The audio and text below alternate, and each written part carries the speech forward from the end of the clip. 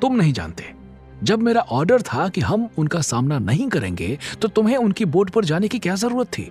अगर वो इंजेक्शन सीधे तुम्हारी गर्दन पर लगा होता तो तुम्हारी मौत भी हो सकती थी।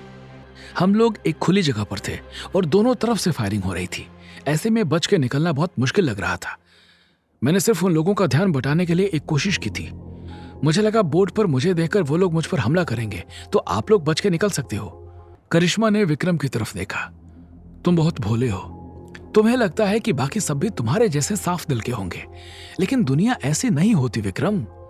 माना कि ब्यूरो में सबका मकसद सिर्फ देश की रक्षा करना है, लेकिन कभी कभी अच्छाई का मुखौटा पहने कुछ ऐसे दरिंदे भी आ जाते हैं जो झूठा देश प्रेम दिखाकर देश की जड़ों को खोखला करना चाहते हैं। इसलिए अपने रास्ते से हम जैसे लोगों को हटाना उनका पहला कदम होता है। मनीष ने अगला सवाल पूछा। मुझे अब तक उस गद्दार का टारगेट समझ नहीं आया। उसकी दुश्मनी ब्यूरो से है या हम चारों से?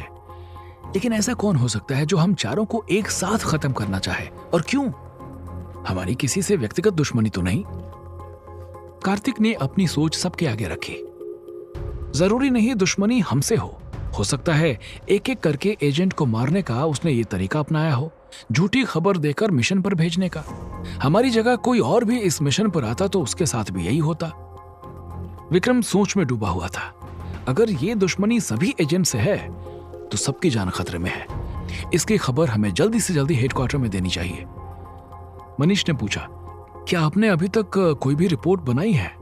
करिश्मा ने जवाब दिया, मैंने कल इमरजेंसी बटन दबाकर मदद के लिए गाड़ी बुलाई थी। रमन सर को इतना तो पता है कि कल के मिशन को हमने अबॉर्ट कर दिया क्योंकि जान का खतरा था, लेकिन ब्यूरो के रूल के हिसाब से वो हमें तब तक फोन नहीं करेंगे जब तक मैं उन्हें कांटेक्ट नहीं करूंगी। इमरजेंसी मैसेज के बाद ये खतरा होता है कि एजेंट दुश्मन के कब्जे में तो नहीं है, इसलिए उसके पास हेडक्वार्टर से कोई संदेश नहीं आता। अब विक्रम ठीक है, इसलिए मुझे रमन सर तक खबर पहुंचा देनी चाहिए।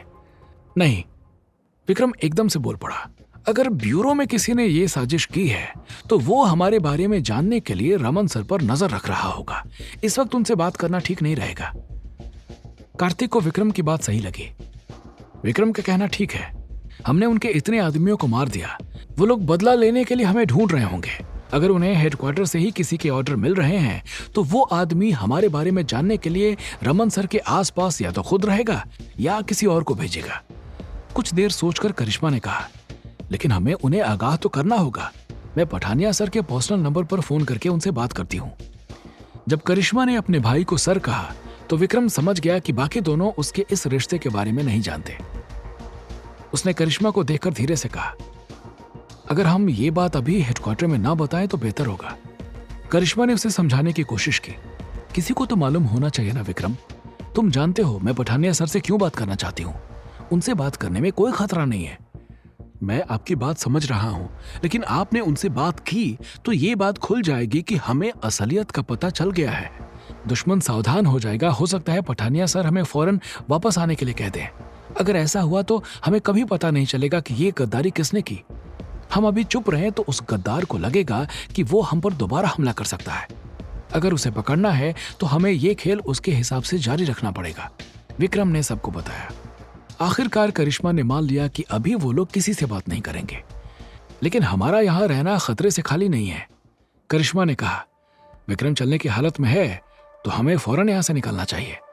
उस वक्त सुबह के 4 बजे थे। उन्होंने फैसला किया कि 15 मिनट बाद वो छुपकर होटल छोड़ देंगे। सुबह का उजाला फैलने से पहले करिश्मा अपनी टीम के साथ होटल के पिछले दरवाजे से निकल गई। सबसे पहले उन्होंने वहां से विक्रम का बैग लिया जहां उसने छुपाया था। सूरज की पहली रोशनी के साथ ही होटल के सामने 2 कारें तेजी से आकर रुकी। उनमें से उतरकर 7-8 लंबे चौड़े लोग होटल के अंदर गए। एक आदमी ने रिसेप्शन पर जोर से हाथ मारकर भारी आवाज में पूछा, मैनेजर कौन है यहाँ का? ऊँगता हुआ मैनेजर हड़बड़ाकर खड़ा हो गया और डरती हुई नजर उन पर डाली। मैं हूँ मैनेजर। क्या हुआ सर? आदमी ने जेब से विक्रम की तस्वीर निकालकर उसे दिखाई। इसे देखा है कभी? मैनेजर ने आंख को मल के ध्यान से तस्वीर को देखा तो उसकी आंखें हैरानी से फैल गई। हाँ सर, ये आदमी तो हमारे ही होटल में रुका है। कल रात ही आया था। कुछ गड़बड़ है क्या? मैं तो देखते ही समझ गया था। पता नहीं बेहोश था या नशे में था। उसकी बीवी भी साथ थी और दोस्त भी। आदमी ने फिर से रिसेप्शन पर मुक्का मारा और मैनेजर को गुस्से में देखा। तुझसे आकाशवाणी की ताजा खबरें सुनने नहीं आए। जल्दी बता किस कमरे में है ये आदमी। मैनेजर घबरा गया। वैसे तो होटल में रहने वालों के बारे में किसी को जानकारी देना गलत था, लेकिन इतने सारे गुंडे जैसे दिखने वाले आदमियों के सामने मैनेजर की ये कहने की हिम्मत ही नहीं हुई। उसने चुपचाप कमरा नंबर बता दिया। कहीं ये लोग दरवाजा तोड़कर उसका नुकसान न कर दें, इसलिए उसने मास्टर की भी दे दी। कुछ ही देर में ऊपर की मंजिल पर सारे आदमी गुस्से में खड़े थे। दोनों कमरे खुले हुए पर खाली थे। गोवा में अपने जितने भी आदमी हैं, सबके पास ये तस्वीर भेजो और इसे ढूंढने के लिए कहो। इसका मरना जरूरी है, वरना हम मारे जाएंगे। आगे की कहानी जानने के लिए देखें अगला एपिसोड सिर्फ पॉकेट एफएम के यूट्यूब चैनल पर, और कमांडर विक्रम चौहान के सारे एपिसोड्स को सुनने के लिए डिस्क्रिप्शन में दी लिंक से डाउनलोड करें पॉकेट एफएम ऐप।